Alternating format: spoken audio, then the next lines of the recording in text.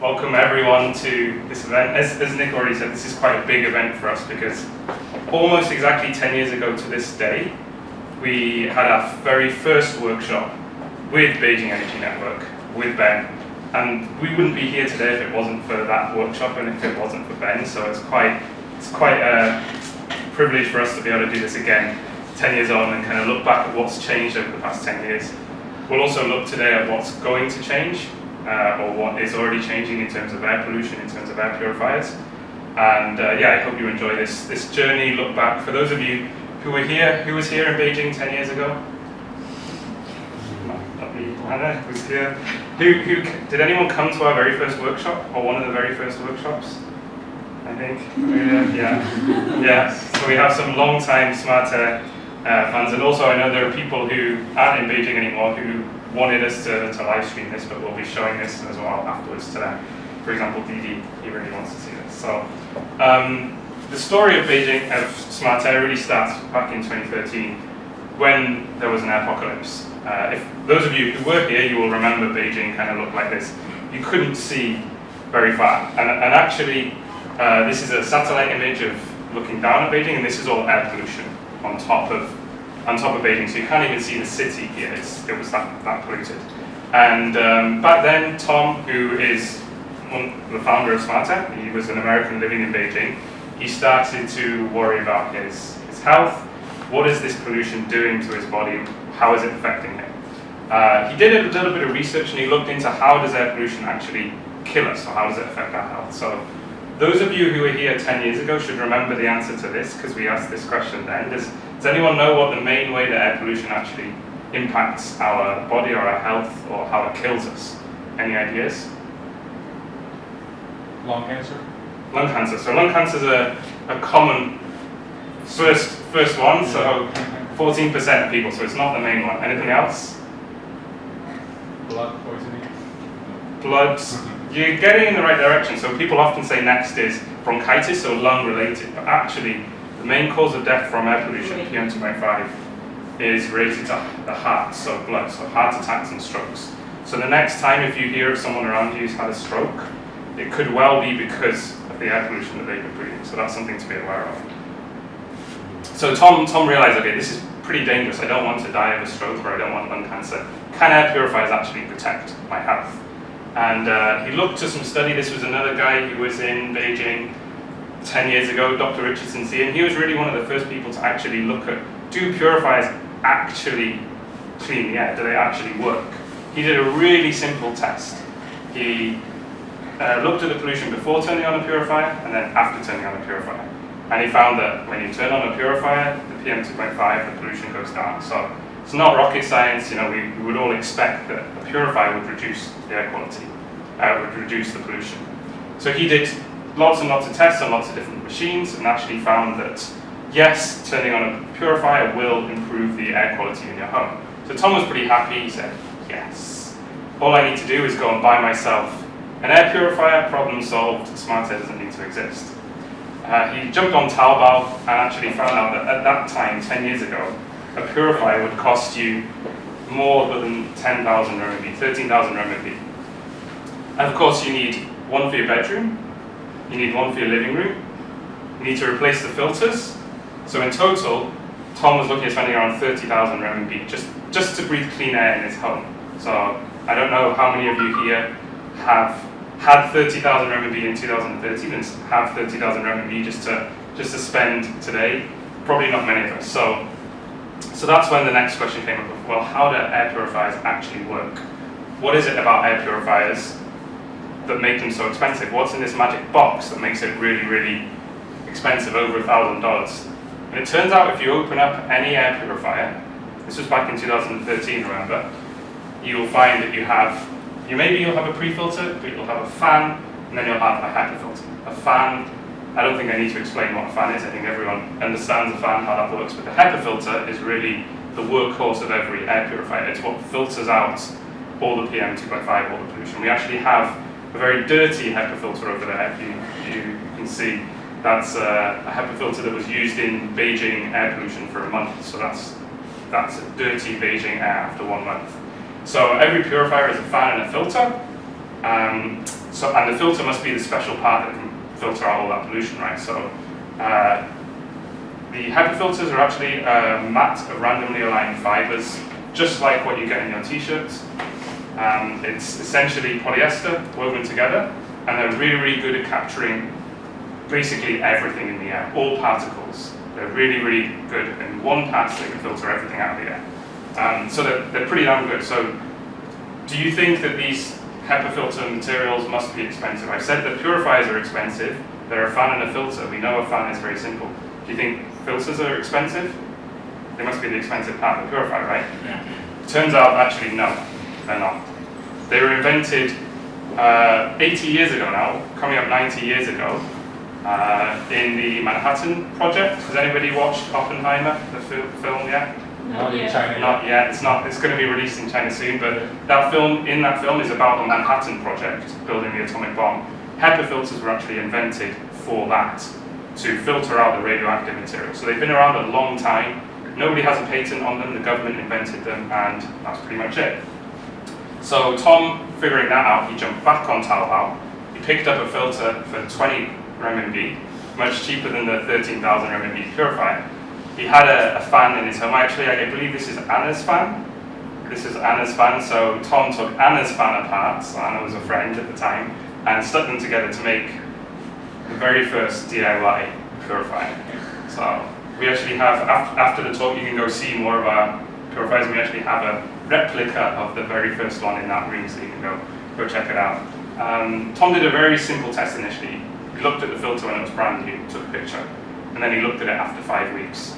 And that's 5 weeks of baking air. That's not outdoor air, that's not outside, that's inside where Tom was sleeping next to his face. So that's not in Tom's lungs, but in the filter. So Tom was pretty happy that wasn't inside his lungs. But the next question was, is it really good enough to clean the entire air in a whole room? It's maybe the filter's getting dirty, can it clean the air in the entire room? And to answer that question, we did some more tests. At this point, Tom actually went out and did buy a particle counter, an air quality monitor, which that cost about $10,000. So he ended up spending a lot of money on that, not on the purifier, but on the particle counter. And he did a series of tests where he turned on the purifier and measured the air quality in the room over the course of about an hour. And he saw that, yeah, that simple DIY purifier, a fan and a filter, 20 RMB filter off Taobao, was able to filter out the air pollution in the room. Over the course of 9 hours, it was able to pretty much get the pollution in the room down to a really nice green AQI level. And he did lots and lots of tests where they all showed the same results. You can see, and it filtered out. So these are the 2.5 microparticles. These are kind of the slightly larger particles. They might not get into our bloodstream. They just get into our lungs, or maybe our noses can filter them out. But this device can also measure the really, really small particles, 0.5 microns and above. Can the filter actually filter those out? Then yes, the answer is yes. Just as well as the larger particles, they could also filter out the really small particles. And Tom did test after test after test, and he found the same thing. So this simple DIY in Tom's bedroom was able to filter out 84% of the tiny particles and 92% of the slightly larger particles. How does this compare to that expensive 13,000 RMB purifier or the other big brands out there? At this point, Tom went and borrowed. He did have some rich friends who had a IQ Air and who had a Blue Air, so he went and asked them, can I borrow it for a week and run some tests? So we did the tests with the same room, with the same particle counter, the same testing method. And what he found, well, we've already seen the DIY was able to get 18, 4, and 92% of the particles. The Blue Air did slightly better. The Philips did slightly better. The IQ Air did a little bit better. And then the Canon, which is another one of our DIY purifiers. I'm sure there's people here who have used or seen the Canon. Again, we have one in that room. You can check it out later. It looks like a Canon, which is why we call it a Canon. Did just as well. So one thing we can tell from this graph, which we realized pretty early on, was that you don't need to spend a lot of money to get clean air, or rather, clean air can be obtained literally with just a fan and a filter. That's all you need to breathe clean air. So what about cost? If we go back to that graph and if we plot the cost on there, we can see the next most important thing to know is that spending more money doesn't necessarily get you more clean air. So spending 13,000 RMB or 14,000 isn't necessarily going to get you more clean air in your home. So another way of looking at it is, remember one of those IQS was 14,000 RMB. That's the same as 70 of the DIY purifiers. And don't forget you need to replace the filters, so that's another 30 of the purifiers, of the filters. So at that point, Tom, Anna, and I actually joined Smartair 2 years later, so I wasn't there at the very beginning. It was Tom, Anna, and another friend, Gus, who started it. Thought, this is pretty cool. Let's share it with the world. Let's tell people about this. Some people were saying, shh, keep that secret. You know now, purifiers don't cost a lot, but you can sell them for a lot. You can make a lot of money. And Tom and Anna thought at the time, that's not what we're about. We want to help people breathe clean air. So we're going to put this information online on our website so people could learn. And then a friend of Tom said, have you heard of this organization called BEN, Beijing Energy Network? Why don't you run a workshop with BEN? And that's what we did. So this is 10 years ago. This is the invite to the event of the first Smartair workshop with BEN. And back then it was all done by email. There was no WeChat posts and stuff. So this would have been emailed out to everyone. And we sent this out, limited to 20 spots. And within about 10, 20 minutes, I think it was sold out. So we decided to put another one on, and that was sold out. And we put another one on, and that was sold out. So from those first 3 workshops, that's really how Smartair started. And we had to get a load of filters and a load of fans, and we brought them all to these places so that people could build their own DIYs.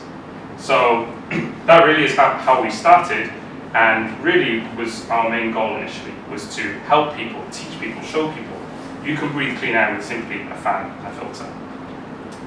That was 10 years ago. A lot has changed since then. Smartair is quite different now.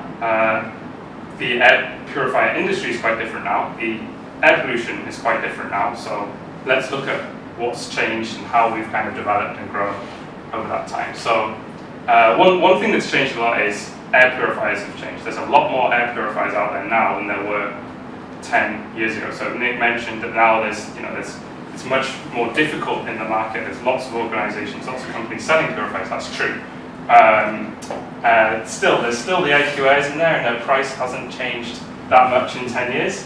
But there's a lot more other purifiers. This is the Smart SA600, one of the Smartair purifiers that we released this year. So that's 899, and then today there's also a discount for our 10-year anniversary. So that's just around 800 RMB. So there's a lot more air purifiers on the market, but actually what's inside the air purifiers hasn't changed.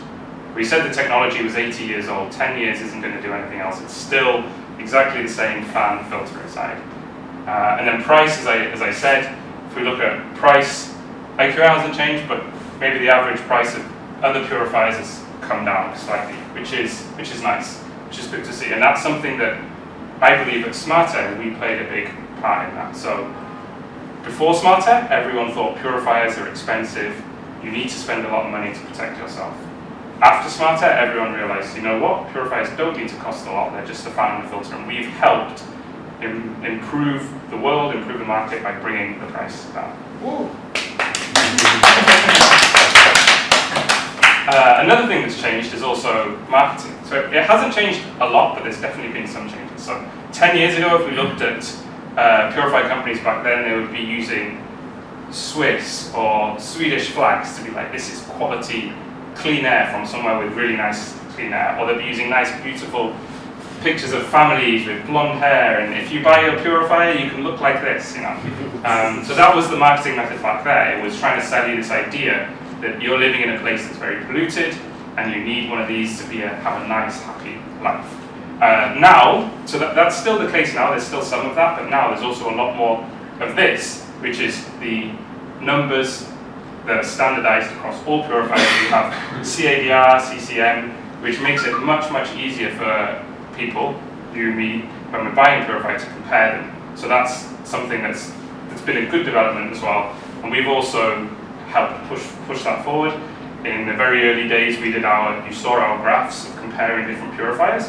So we actually started with that, and that's something that we still do to this day, is we do third-party tests and write-ups of other purifiers so that people can see what they're really like and One story is that we did that for Dyson, the Dyson purifier, and they actually called me up and said, we want to have a meeting with you, and I was a bit scared because we wrote about Dyson, but it turns out they just wanted to say, please, can you take that offline, because everything in it is actually accurate, but it makes us look bad, so can you take it offline? And we didn't, but our goal there is also trying to make the market kind of more transparent and also honest. So that's something else that's changed in the past 10 years. 10 years ago, companies were using dubious comments or trying to mislead people into thinking that their purifier was better. I've told you all now, you all have the vital information that every purifier is a fan and a filter. That's all it is.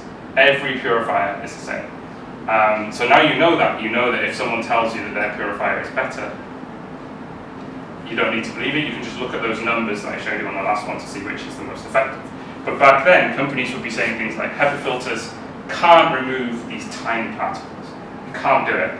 Ours can. We're much better. And this company actually, in around 2015, 2016, we published an article about them saying, this is misleading, this is wrong. The next year, they got taken to court by Consumer Reports in the US, and the following year they got fined, and then the following year, which was 2020, they changed their website to remove all that misleading comments. So this is something else that we've also helped do, and something that I'm quite proud of is we've had an impact in making the air purifier market more transparent, more honest, through data is primarily how we do it. Oh, design, I left that one blank, but purifier design has changed a lot. If we look at those designs from kind of 10 years ago, it was pretty boxy, white box, nothing much. But now design has kind of improved, and these are still pretty white boxy and not very nice, but I'll be biased and say that our purifier design has looked much nicer. We have the square in there, which is a purifier with wooden legs. So we've also seen a change in that a purifier now is no longer just a utility thing in the corner of the room, but it's a piece of furniture, something that you might want in your house to make it look nicer. And packaging is another thing that, this isn't something that I had thought of changing, but actually looking back now, I think this is something that Smart Air has also had an impact on in changing over the past 10 years. So this picture is actually the packaging of our square air purifier. So one of the purifiers we have over there, I think my colleague is going to go get it so everyone can see. This is our packaging right now. So this is 99% plastic free. There's one piece of plastic, which is the HEPA filter bag, but everything else is plastic free. So this is the square that Kari is showing everyone here. This is one again. I said the design is slightly nicer. We worked with a French designer to build something that people want in their home, as opposed to just something people feel like they have to have because of the air pollution. So, in terms of the packaging, this is the packaging for the square. But when we started, this is what most people were using, or this is what people were telling us. This is what you need to protect your purifier. But through many months and years of hard work, talking to the factory, mainly Anna's doing, we managed to persuade them, force them to create more environmentally friendly packaging. And that was great. We had a more environmentally friendly packaged purifier. We were happy. But what we didn't know at the time, or what we realized afterwards, was that actually, after doing this, the factory saw that and thought, that's a good idea. And then the other factory saw that and thought, oh, that's a good idea. And then the other purifier company saw that and thought, oh, that's pretty good. So now we've actually seen a shift in terms of packaging in the air purifier industry as well, to be more environmentally friendly. So that's something that I never thought that us changing packaging would be able to impact more organizations, but it actually has. So that's a little bit about the purifier industry, what's changed there. Now let's look at what's changed at Smart Air over the past 10 years. So 10 years ago we started with our DIY, and now we have a range of not just DIY purifiers. We still have the DIY. It's our legacy, it's our origin story, so we still offer this. We also have a range of other purifiers that are suited for things like hospitals. This is in lots of hospitals around the world. Offices. This is a travel purifier, which is really popular in Europe and the US. And then the square for bedrooms. And we also have air quality monitors. So there's a monitor on that table right now. I think if Kara, you can just press the top of the monitor and we can see what the air quality is like in here right now. Oh, it doesn't have battery, does it? We can look at that at the end, I guess. Yeah, it's our battery, but we've got all these purifiers on, so hopefully you're all breathing really clean air in here right now. That's the hope. Something else that's changed is our office and our team. You're in our office today, so this is our nicely designed office again. Anything to do with design is all Anna, so anything that looks nice is all her doing, so big round of applause for Anna. But back then it was Anna and Gus, essentially in a back of either the warehouse or a Hutong house, building these DIYs themselves. And now we have factories, now we have a team of 15 across China and 50 around the world who are spreading our mission and trying to help more people around the world breathe clean air. Something that hasn't changed is, as I said, the DIY. And in fact, I was shocked when I looked at this and to realize actually the price of the DIY hasn't changed. That first Ben workshop was 200 RMB. Now this is still 200 RMB. Even though costs have gone up, we're still offering it at 200 RMB. This is really to show people that clean air does not need to cost a lot. I thought it would be nice to look through our website and see how our website's changed. Also look at how we've changed, how air pollution, how air purifiers have changed. So our very first website back in 2013 was clean air for only 200 RMB.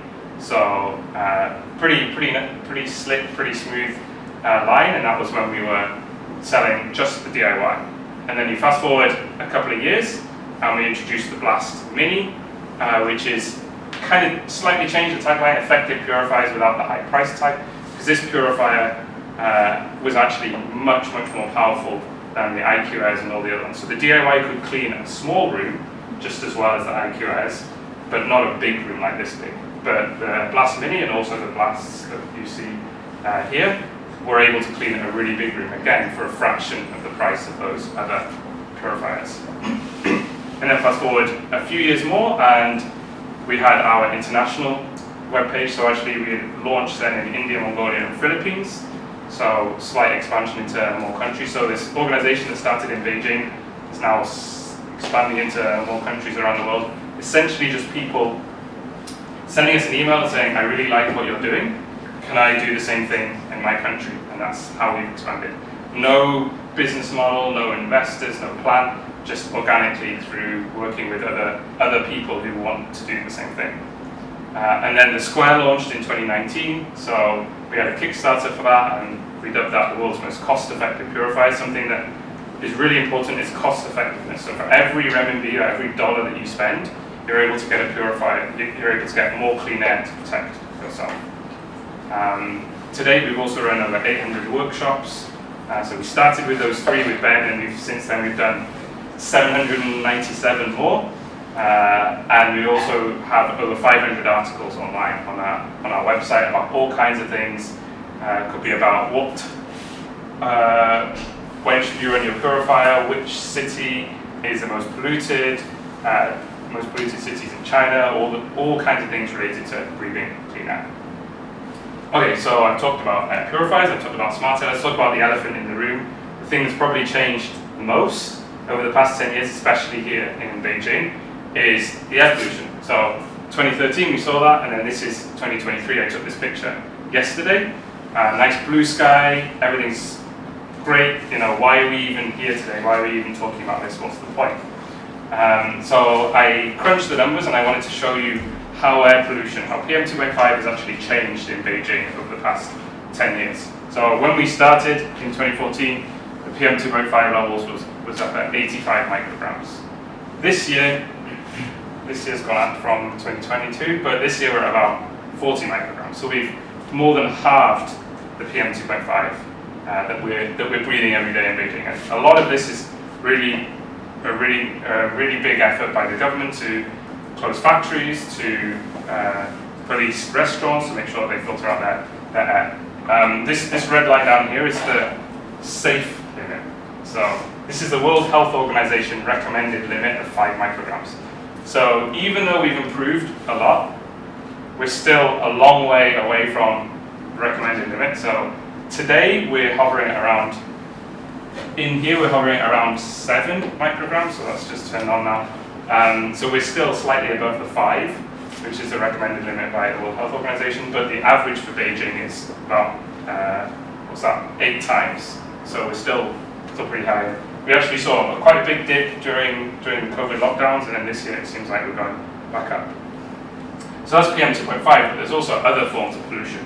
There's ozone, which is, interestingly, as PM 2.5 has dropped, it means there's more sun hitting the city, which means there's actually more ozone. So ozone here hasn't increased that much, but this year we can see it's actually increased quite a lot. It's been a pretty hot year this year so far, so ozone is something that if you're out on the streets, if you're cycling on a road, sometimes you can kind of get a whiff of kind of like a smell if you're behind, not the fume smells from a bus, but kind of like a chemically sour smell. That's ozone, and you're breathing that, and it actually can really impact your body.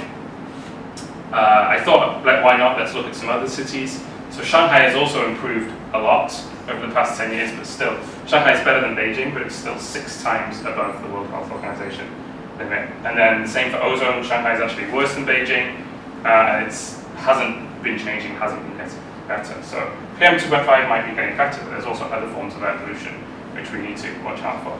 I thought let's look around the world. Here's Delhi, which hasn't changed really across the past 10 years at all, hasn't got better.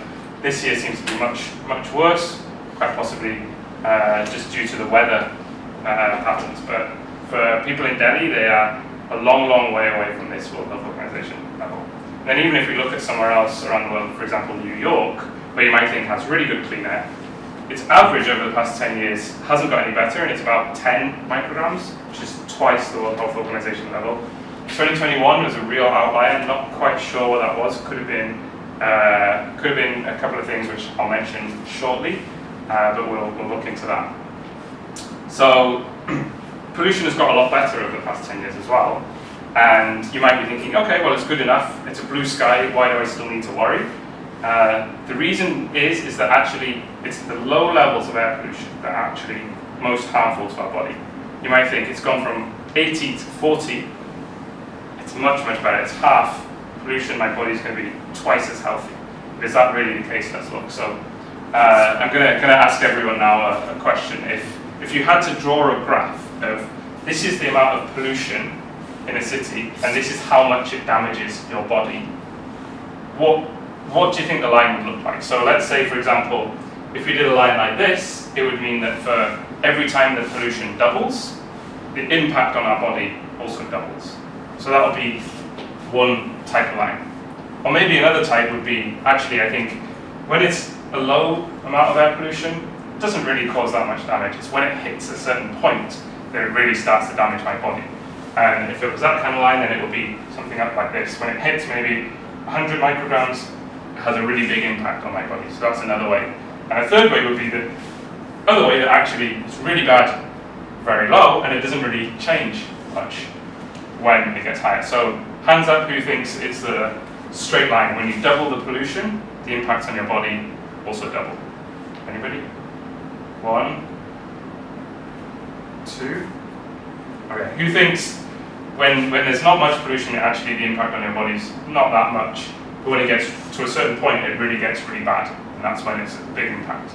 So 4, 5.